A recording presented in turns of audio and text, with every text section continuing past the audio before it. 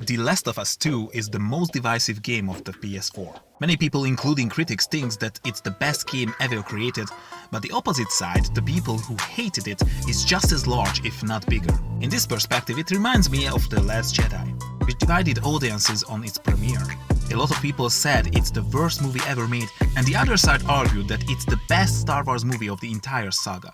But as time went on and people had more and more discussions about it, people who liked it at first glance started to understand that the movie was bad in many ways. And even if they still did like the movie, the 10 out of 10 group did shrink rapidly, and now it is agreed amongst the entire fandom that The Last Jedi is one of the weakest Star Wars movies ever made. This is the same as The Last of Us 2. Now on Metacritic there is an ongoing review war. A lot of people gave a 0 out of 10 because they hate the game and want it to fail, and others giving 10 out of 10 because they love it and want its to succeed. And most of these reviewers from both sides didn't even play the game. We are yet to see what the final score is, since we know there's going to be a mass deletion of negative reviews, but my bet is that it will be similar to the case of The Last Jedi. A lot of people still going to like it, but even they will admit that it is far from perfect. Now this video is going to be a story analysis, why the vast majority of the plot doesn't make any sense, and I will shed a light upon the parts of the game that the 10 out of 10 club tries so desperately to ignore. The biggest concern in the game is the story, and rightfully so, since the moral of the story tries to be this: vengeance is wrong and the circle of violence needs to be stopped. However, if you actually pay attention, you will realize that it's quite the opposite. It is in fact about the magical power of vengeance. I realized that wasn't the intention of the authors, but because of the poor writing this ended up being the case. The biggest mistake is that they killed Joel at the beginning of the game, and then the creators wanted us to sympathize with the lynch mob after this. That's why we control Abby in the second half of the game. This causes many troubles story-wise, which will be obvious for everyone if we look at how the entire story looks from Abby's perspective. Abby lost her father because of Joel, and she swore on revenge. Since she was not able to find him, she became a soldier and used her frustration and rage to morph into an unstoppable killing machine. This is apparent in the entire game, but we learn this from the dialogues of her friends as well. Deep inside she wanted to reunite with the remaining Fireflies and get together with the guy she loved, but she just couldn't do that because training and fighting always took priority. That was until she found a lead to Joel. She went with her crew to his place and stumbled upon him. Even though Joel saved her life, it didn't mean anything to her.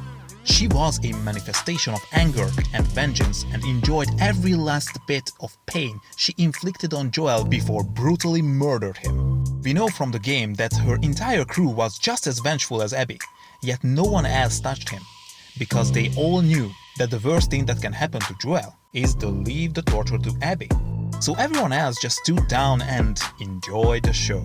Unfortunately for them, they forgot that someone should actually guard the place, and Ellie snuck into the room. And the torturous ritual killing of Joel had to be wrapped up quickly. So Abby killed him off and went back to her life. Later in the game we control her from this part, and this was the biggest mistake that the writers team could have possibly done. Since this part of the game was for us to sympathize with her, she is suddenly a changed person. We can see as her group doesn't have any remorse or guilt, rather the opposite. They are all happy, laid back, and going on with their lives.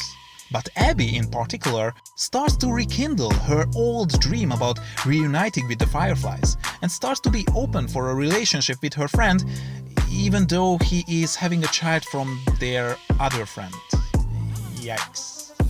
What's this change? Why is suddenly everything nice and peachy? Because she killed Joel. Most likely this was not the intention of the writers, but because this is the part where we need to see Abby's nice side, it really comes down as this side of her is actually the result of the completed vengeance plot. Later her plans are stopped when she is captured by the faction she was at war with, the Scars. She was saved by some outcasts of that group, and together they escape. Later she becomes an ally and friend of the transgender Scar boy, Lev. Even Abby's friends are shocked by this. She was an unstoppable Scar-killing machine, and now she's sympathizing with and befriending them. Why is this time different? Vengeance, that's why.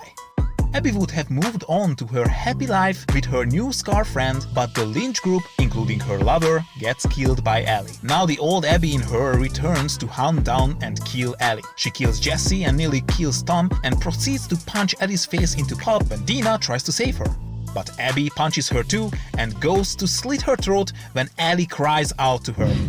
She's pregnant. That Abby only says, Good.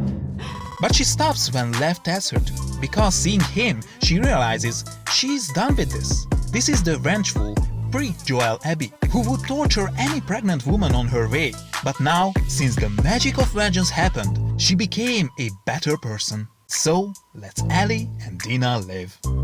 Her character development directly ties back to Joel's torture, and this feeling is strengthened even more since she never showed any sign of doubt or remorse over this.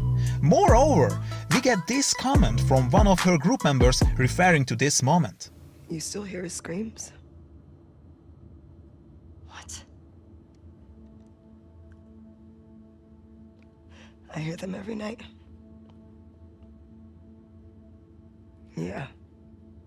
Yeah, that little bitch got what he deserved. So the entire story arc of Abby is about how vengeance and torture turned her into a better person.